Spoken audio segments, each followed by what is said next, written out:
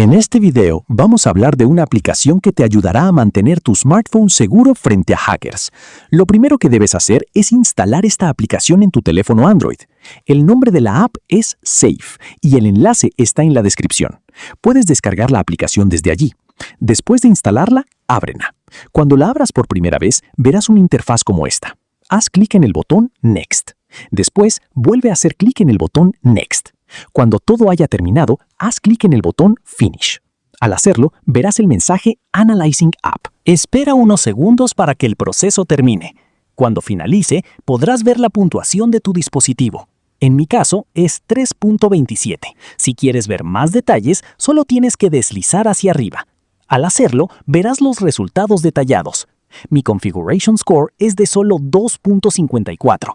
Si quieres cambiar eso, simplemente haz clic en Configuration Score. Entonces podrás ver todos los detalles. Aquí aparecen algunos problemas. Developer Option está activada. App Install from Unknown Source está activada. También está habilitada la opción Speak Password. Y la Sleep Duration está configurada en 10 minutos. También se muestran algunos problemas más. Puedes verlos resaltados en color rojo. De todos modos, si quieres cambiar algo, puedes hacerlo fácilmente. Para ello, haz clic en la opción correspondiente. Al hacerlo, verás lo que debes hacer. Aquí aparece una opción. Simplemente haz clic en ella y llegarás directamente a Developer Option. Desde aquí mismo, puedes acceder a esa configuración y modificarla. No solo en Configuration, sino también en Connection, Application y Operating System pueden existir algunos problemas.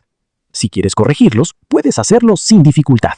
Si quieres cambiar cualquier cosa, solo haz clic sobre ella. Puedes modificarla directamente desde aquí.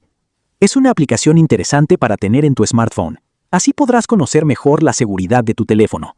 Espero que este video te haya sido útil. Si te ayudó, considera suscribirte. Nos vemos en el próximo video.